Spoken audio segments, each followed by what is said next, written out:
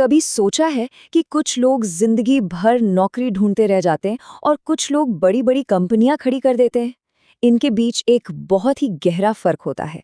आज हम ओशो की शिक्षाओं से उसी एक सच को समझने की कोशिश करेंगे जो किसी को भी भीड़ से निकालकर एक कामयाब बिजनेस लीडर बना सकता है। देखिए, सब कुछ ना इस एक चुनाव से शुरू होता है। क्या आप उस रास्ते पर चलेंगे जिस पर पूरी भीड़ जा रही है, या फिर अपनी राह खुद बनाने की हिम्मत करेंगे? एक रास्ता हाँ आसान लगता है, पर दूसरा रास्ता अकेला है, और यही अकेलापन आपको सबसे अलग और सबसे खास बनाता है। तो सवाल ये उठता है कि इन दोनों रास्तों में आखिर ऐसा क्या फर्क है? वो कौन सी एक गहरी बात है जो किसी इंसान को लीडर बना देती है? चलिए, आज इसी का जवाब ढूंढते हैं। इस सफर को समझने के लिए हम इसे कुछ हिस्सों में बांटेंगे। सबसे पहले बात होगी माइंडसेट की, यानी एक मानसिक बदलाव की। फिर हम समझेंगे कि ये सफर, ये यात्रा असल में है कैसी। इसके बाद हम जानेंगे कि आपका असली उद्देश्य क्या होना चाहिए, और आखिर में हम एक बहुत जरूरी सच पर पहुंचेंगे। तो चलिए शुरू करते हैं पहली और सबसे जरूरी शर्त से, मानसिक बदलाव। क्योंकि एक कामयाब बिजनेस की नींव बाहर नहीं, बल्कि आपके अंदर, आपकी सोच में रखी जाती है। ओशो के मुताबिक भीड़ आपको कभी भी असाधारण नहीं बनने देगी। वो हमेशा आपको औसत यानी एवरेज बनाकर रखेगी। अगर कुछ हटकर करना है, कुछ बड़ा करना है, तो अकेले चलने का साहस तो दिखाना ही पड़ेगा। एक बिजनेसमैन की पहली पहचान यही है, वो दुनिया की नहीं, अपने अंदर की आवाज सुनता है। जरा सोचिए, जब स्टीव जॉब्स ने कॉलेज छोड़ा, या धीरूभाई अंबानी ने एक नई शुरुआत की, या फिर बिल गेट्स ने हार्वर्ड को अलविदा कहा, तो लोगों ने क्या कहा होगा? जाहिर है, दुनिया उन पर हंसी होगी।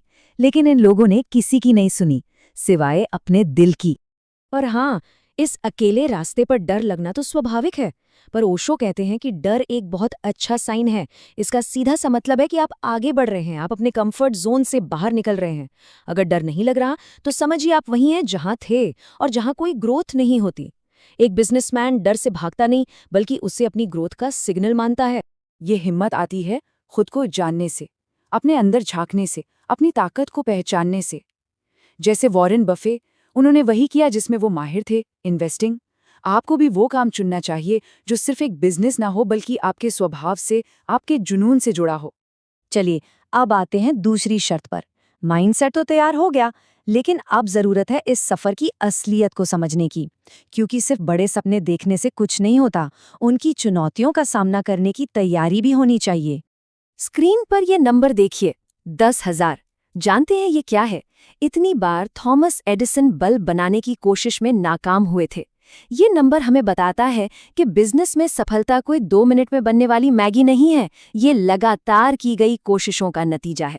और इस पर एडिसन का जवाब तो देखिए कितना कमाल का था। उन्होंने कहा, मैं 10,000 बार फेल नहीं हुआ, मैंने तो बस 10,000 ऐसे तरीके खोज लिए हैं जो काम नहीं करते। एक बिजनेसमैन के लिए असफलता अंत नहीं है, बल्कि वो सीखने की एक सीढ़ी है, एक प्रोसेस का हिस्सा है। ओशो कहते थे कि जो पेड़ बहुत तेजी से बढ़ता है ना, उसकी जड़ें कमजोर होती हैं, वो ज्यादा लंबा नहीं टिकता। असली सफलता में सब्र लगता है, वक्त लगता है। अमेज़न को प्रॉफिट में आने में लगभग 9 साल लग गए, और KFC के कर्नल सैंडर्स ने तो अपनी शुरुआत ही 65 की उम्र में की थी। और इस लंबी यात्रा में एक चीज कभी नहीं रुकनी चाहिए, और वो है सीखना। एप्पल और गूगल जैसी कंपनियां आज भी लगातार सीख रही हैं, बदल रही हैं। वहीं दूसरी तरफ नोकिया और कोडैक, इन्होंने सीखना बंद कर दिया और देखते ही देखते बाजार से बाहर हो गईं। सच तो ये है कि जिसने सीखना बंद कर दिया, वो असल में उसी दिन मर गया। और अब हम आते हैं तीसरी और शायद सबसे गहरी शर्त पर, अपने उद्देश्य को जानना। आखिर ये सब किया क्यों जा रहा है, इसके पीछे का क्यों क्या है। ओशो ने एक बहुत जरूरी बात कही थी कि पैसा आपका लक्ष्य नहीं होना चाहिए, बल्कि नतीजा होना चाहिए। अगर सिर्फ पैसे के पीछे भागा तो शॉर्टकट के चक्कर में भटकना तय है।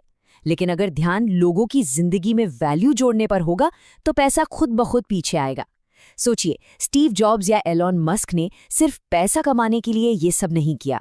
एक मजबूत विजन, एक बड़ा मकसद आपकी सारी एनर्जी को एक सही दिशा देता है। वॉल्ट डिज्नी का विजन सिर्फ कार्टून बनाना नहीं था, उनका विजन था परिवारों के लिए दुनिया की सबसे खुशनुमा जगह बनाना। जब विजन इतना बड़ा होता है, तो रास्ते में आने वाली मुश्किलें अपने आप छोटी लगने लगती हैं। तो इन सब बातों को जोड़कर, इन तीनों शर्तों को मिलाकर हम एक आखिरी और सबसे जरूरी सच पर पहुंचते हैं। अब तक हम अकेले चलने की हिम्मत की बात कर रहे थे, है ना? लेकिन ओशो का मानना था कि अकेला इंसान कमजोर होता है। बिजनेस का असली मतलब दूसरों से मुकाबला करना नहीं, बल्कि सही लोगों को साथ लेकर आगे बढ़ना है। और इसका सबूत तो दुनिया भर में है। दुनिया के सबसे बड़े एंटरप्रेन्योर्स को देखिए। स्टीव जॉब्स अकेले नहीं थे, उनके साथ स्टीव वॉज़नियाक थे, बिल गेट्स के साथ पॉल एलन थे, और गूगल में लैरी पेज के साथ सर्गेई ब्रिन थे। जब सही लोग एक बड़े विजन के लिए मिलकर काम करते हैं, तो वे कुछ भी कर सकते हैं। सफलता सहयोग से आती है, अकेलेपन से नहीं। और आखिर में ओशो की ये बात याद रखिए, असली ज्ञान सिर्फ किताबों में नहीं होता, वो तब काम आता है जब उसे असल जिंदगी में उतारा जाता है। इन बातों को सिर्फ सुनना काफी नहीं है, इन्हें अपनी जिंदगी का, अपनी सोच का हिस्सा बनाना होगा। तो अब जब ये सच्चाइयां सामने हैं, असली सवाल ये है कि पहला कदम क्या होगा?